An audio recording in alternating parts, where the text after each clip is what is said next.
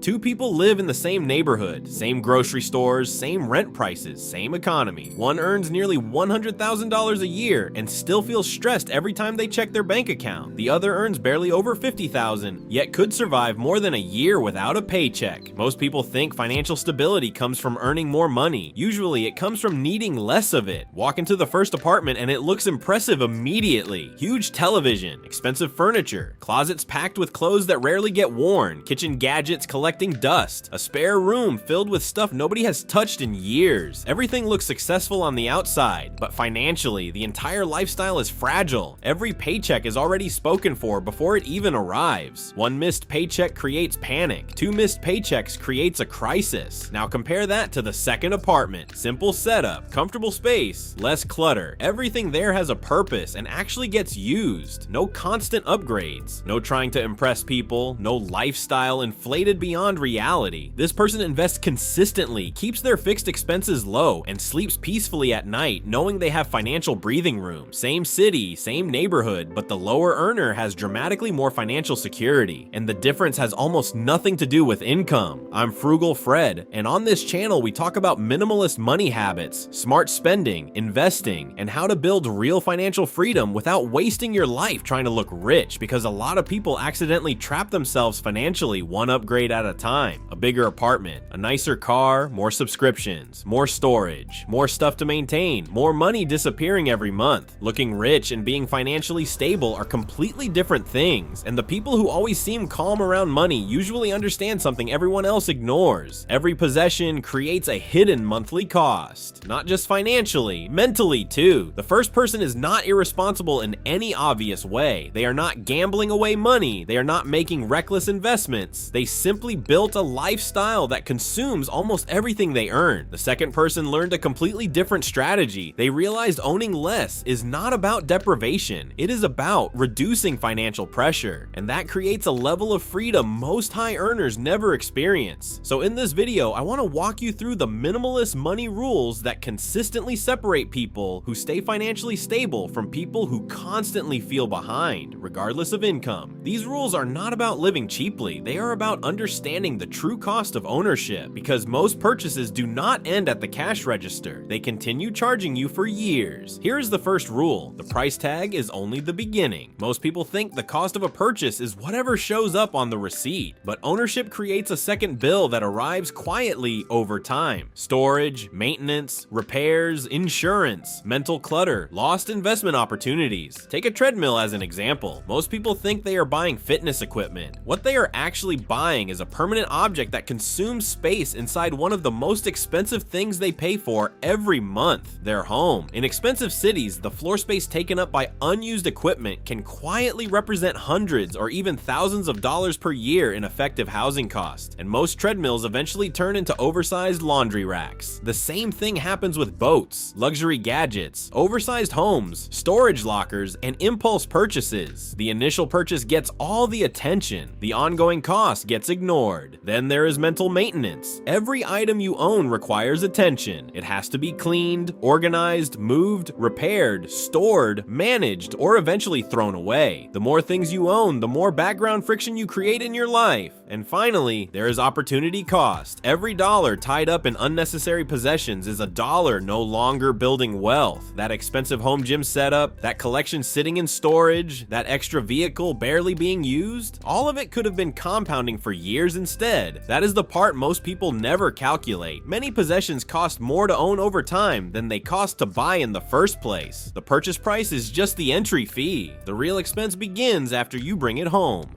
Rule 1. The upgrade trap. One of the biggest financial traps today does not look dangerous at all. It looks normal. A newer phone, a slightly bigger television, a car upgrade, better furniture, a luxury version of something you already own. Most people do not upgrade because their current thing stopped working. They upgrade because they got used to what they already have. That is the trap. A perfectly functional phone suddenly feels outdated because a newer one exists. A reliable car suddenly feels inadequate because someone else bought something newer. insecure. A comfortable home suddenly feels too small because social media convinced you everyone else is living better. This cycle quietly destroys wealth, not through one catastrophic decision, but through endless small upgrades that slowly absorb every raise, bonus, and extra dollar you earn. And the dangerous part is that it feels responsible while it is happening. People call it improving their lifestyle, but a lot of the time, it is just increasing financial pressure. Minimalists think differently. Something remains useful until it genuinely stops serving its purpose. Boredom is not a financial emergency. Wanting something new is not a financial emergency. Marketing is not a financial emergency. A television does not stop working because a brighter model was released. A car does not become unreliable because this year's version has different headlights. The less often you upgrade functional things, the faster your financial breathing room grows. And over a lifetime, this difference becomes enormous. Rule 2, the status trap. A surprising amount of spending has very little to do with usefulness. It has to do with signaling. People buy things to communicate success, discipline, intelligence, taste, or status. And most of the time, they are barely aware they are doing it. Luxury cars are often status symbols disguised as transportation. Designer clothing is often identity signaling disguised as fashion. Oversized homes are often social proof disguised as comfort. A lot of consumption is really performance. But here is the irony. People with real financial security are often the least interested in looking wealthy, because once you stop stressing about money, you stop needing constant visual proof that you are successful. A lot of financial anxiety comes from maintaining lifestyles designed to impress people who are not thinking about you nearly as much as you imagine. And the moment you stop spending to maintain appearances, financial life becomes dramatically easier. Quick question: what is one thing you bought that you were convinced would change your life and now barely gets used? Everyone has one. Maybe it was exercise equipment, camera gear, a hobby purchase, expensive clothes, a gaming setup, a productivity gadget. Comment it below, because once you realize how universal this pattern is, you start seeing spending very differently. Rule 3. Every possession creates a second bill. Most people think purchases end at the checkout counter. They do not. Almost everything you own continues charging you long after you buy it, sometimes financially, sometimes mentally, usually both. A large house needs furniture, repairs, storage solutions, cleaning supplies, maintenance, insurance, and constant upkeep. A second vehicle creates fuel costs, registration costs, maintenance costs, insurance costs, and repair costs. Even smaller purchases quietly drain resources over time. Unused gadgets occupy space. Collections require storage. Duplicate items create clutter. Cheap purchases break and get replaced repeatedly. Then there is mental maintenance. Every object in your environment competes for a small piece of your attention. It has to be cleaned, organized, moved, stored, repaired, tracked, or eventually thrown away. That background friction adds up more than most people realize. And finally, there is opportunity cost. Every unnecessary dollar tied up in possessions is a dollar no longer building wealth. A lot of people are unintentionally trading future freedom for temporary excitement. That is why minimalists focus less on owning impressive things and more on reducing invisible expenses. Because financial freedom is often less about earning dramatically more and more about needing dramatically less. Rule 4. Buy for usefulness, not excitement. Most people judge purchases by price. Frugal people judge purchases by usefulness over time. A cheap item used once is expensive. An expensive item used constantly can become incredibly valuable. That is an important shift. A $70 hoodie you wear twice before forgetting about it was not a good deal.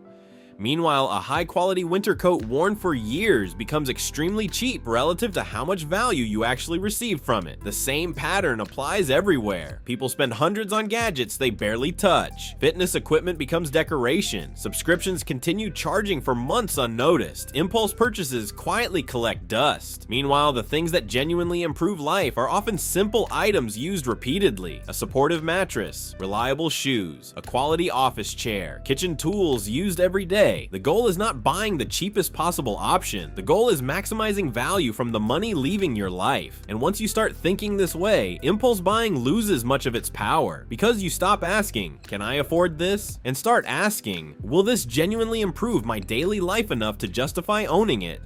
Rule 5. The would I buy it again test. Here's one of the fastest ways to identify financial clutter. Walk through your home and ask yourself, if I did not already own this, would I buy it again today? Not maybe, not eventually, today. Most people are shocked by how many times the answer is no. Unused hobby equipment, random online purchases, old decor, clothes from a completely different phase of life, duplicate kitchen items, drawers full of just-in-case objects. A huge percentage of what people own remains there simply because nobody stopped to question it. But those things still create pressure. More to organize, more to clean, more to maintain, more visual noise, more distractions. And over time, clutter quietly increases friction inside your daily life. One of the strange things about simplifying your environment is how quickly your mind feels calmer afterward. Cleaning gets easier. You waste less time searching for things. Your home feels more functional instead of overwhelming. Minimalism is not about owning nothing. It is about removing things that add stress while keeping the things that genuinely add value.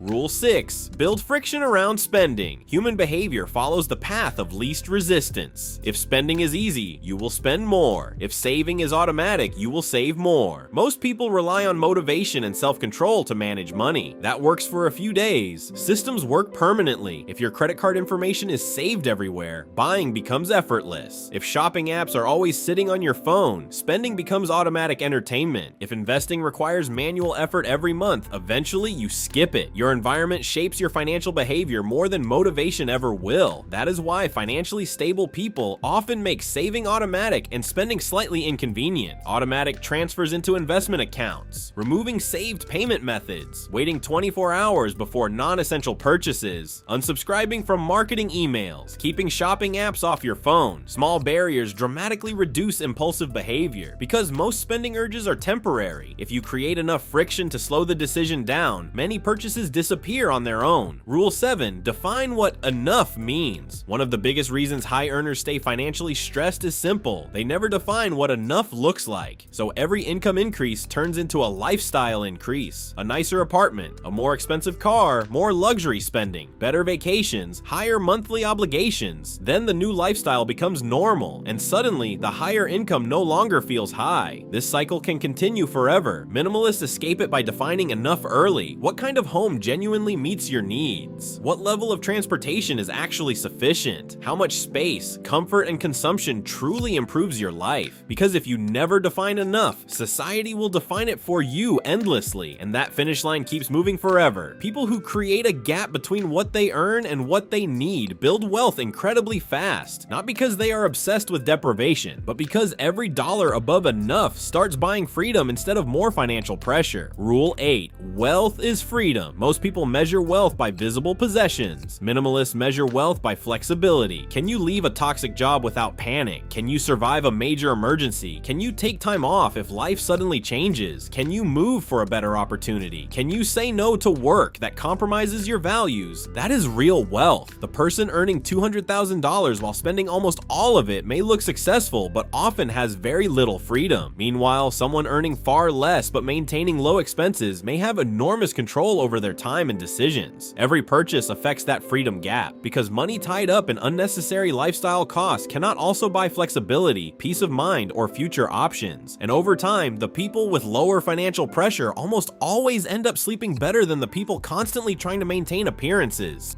Rule 9. The lifestyle multiplier. Most major purchases are not single purchases. They are ecosystems. A luxury SUV leads to higher insurance, more expensive repairs, premium fuel, bigger payments, and often a lifestyle built around maintaining that image. A large home creates higher utility bills, more furniture purchases, more maintenance, more decor spending, and more cleaning. A high-end gaming setup often turns into subscriptions, accessories, upgrades, furniture, and replacement parts. Every major possession tends to attract additional expenses around it. This is lifestyle multiplication, and most people only calculate the initial purchase price while ignoring the chain reaction that follows afterward. Minimalists think differently. They calculate the full ecosystem before buying, because a $5,000 purchase can quietly become a $10,000 lifestyle over time. And the reverse is also true. Removing one unnecessary expense often eliminates several connected expenses along with it. Rule 10. Test interests before before fully investing. A lot of people confuse temporary excitement with long-term interest. That is why garages and closets everywhere are filled with abandoned hobbies. Photography gear, camping equipment, musical instruments, sports equipment, DIY tools. People imagine the future version of themselves, who will use these things constantly. Then real life happens. Minimalists avoid this trap by testing interest before fully investing financially. Rent equipment first. Borrow tools. Use shared spaces. Try the activity multiple times before buying into the identity around it. This accomplishes two things. First, it reveals whether the interest is real or temporary. Second, it helps you understand what you actually need before spending heavily. Because buying first and learning later is one of the fastest ways to accumulate expensive clutter. And when you zoom out, all of these rules are really pushing people toward one of two completely different financial paths. The first path is destructive. Stress leads to spending. Spending creates financial pressure. Financial pressure creates anxiety. And anxiety often leads to even more emotional spending. The cycle repeats endlessly. A raise helps temporarily. A bonus helps temporarily. But the underlying pressure never disappears because the lifestyle keeps expanding alongside the income. The second path works completely differently. Lower spending creates savings. Savings create security. Security reduces emotional spending. And reduced spending accelerates wealth building even faster. Each cycle reinforces itself. And over time, the gap between those two lives becomes enormous. That is why two people with similar incomes can end up in completely different financial situations. One becomes trapped maintaining appearances. The other quietly builds freedom. And that is really what minimalism is about. Not empty rooms, not punishment, not depriving yourself of things you genuinely value. It is about removing unnecessary financial pressure so your money can create options instead of stress. Because most people think owning more things will make them feel more secure. But very often the opposite happens. More stuff usually means more maintenance, more payments, more clutter, more obligations, and more dependence on constant income. Meanwhile, the people building real financial freedom often look surprisingly ordinary from the outside because they stopped using consumption to prove success and started using money to buy peace of mind instead. That second apartment I described earlier, the person earning less but sleeping peacefully at night, understands something most people never fully realize. Financial freedom is not created by constantly upgrading your lifestyle. It is created by widening the gap between what you earn and what you need. The first apartment looked wealthier, but the second person was actually freer. And in the long run, freedom matters far more than appearances, because eventually everyone reaches the same realization. The goal is not to own more things. The goal is to own your time, your choices, and your future. If you enjoyed this video, subscribe for more videos on minimalist money habits, smart investing, and building real financial freedom without wasting your life chasing status.